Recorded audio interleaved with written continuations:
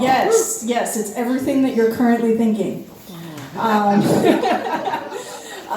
It's actually a very cool thing. They invite 8 fiddlers from all around the world every year. I'm the 4th American ever invited. Super cool reason to go to Scotland. I'd been looking for an excuse.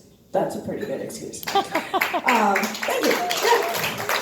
So what I've learned since coming back from that adventure, I went through a phase where I just wanted to talk about the adventures that I had in Scotland, like the fact that we get to play in Blair Castle. Anybody been to Blair Castle? It's the seat of the Dukes of Atholl, going back hundreds of years. We're talking really rich Scottish family in charge of a lot of stuff. And, historic, beautiful palace and, arched ceilings and suits of armor and tartan flags and, hundreds of pairs of deer antlers all over the walls. You've been there, you know what I'm talking about, right? It's you look up and it just goes antlers, antlers, antlers, and it's and they're all the way around. It's a little weird.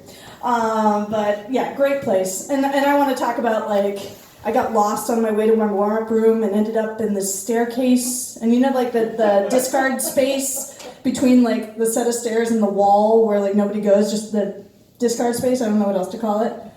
I get lost in this staircase and there's a 14-foot stuffed polar bear just shoved in that discard space. I have no idea what the Scots were doing with the polar bear and why it was in the back of the staircase, but there it was. Anyway, the trip was full of adventures like this that I thought were very cool. But what I've learned is that when you come back to the States and you tell people you went to go compete in the Glenfiddich, the World Championships of Scottish Fiddling, they only care about 2 things. One, they want to know, was there Scotch? Yes. And 2, they want to know, did you win? Yes. And there's a very close relationship between these 2 yeses that was quite an experience I wasn't expecting, because it turns out when you win the thing, what they say is you put your arms out like firewood, and they take their Scotch stash and they go, here you go, here you go, here you go, and they load you up like firewood. And this was a perplexing experience for me because, quite honestly, I don't drink. Yeah. Don't tell Glenfiddich. Never anger the sponsor. So I'm sitting there with this firewood arm of yeah, it was serious. And I'm I wondered if I was going to get stopped at the airport going back. They'd be like, what's wrong with this girl? But then I got back home and I discovered, I was wondering what I'm going to do with all this stuff. And then I discovered that I actually had about 500 to 600 very close and personal friends I had no idea I had, who showed up to help me take care of this unexpected twist in the adventure. So that's the story of my trip to Scotland.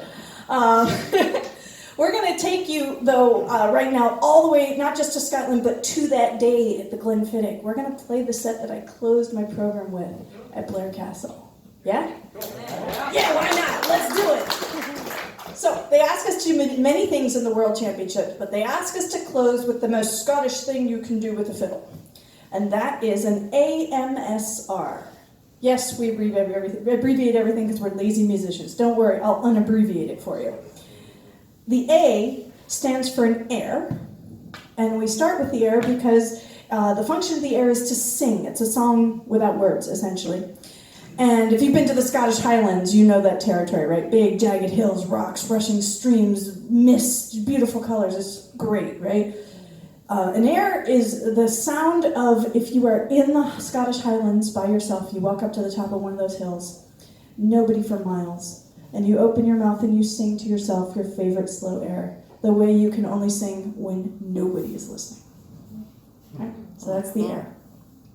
The M is a march, and the function of the march is to march. Thank you. They're like, is that a trick question? No. The function of the air is to march. And it's actually a very serious function because those Highlands that are great for going out and singing airs to yourself, not so great if you're in the Scottish Army, and you have to carry a very heavy pack and wear a very silly kilt and walk many, many, many miles over this rough terrain. And so the Scottish Army's solution to this was to send bagpipers with the army units. And the bagpipers would stand at the back and they'd play marches to keep the soldiers' spirits up. And what they would tell the bagpipers to help them make sure they pick the right tempo is they'd say, you're looking for the swing of the kilt. Right? If you're marching with a certain gait, the kilt takes on this lovely swing. You all brought your kilts tonight, of course, right? So we're going to bring your feet down, make you march, and we're going to swing your kilt. Right? The next movement, the next Scottish movement they ask us to do is a strathspey, It's a very special tune. It's only found in Scotland, and it's a dance. And it's danced like glidingly. It goes step together, step, hop.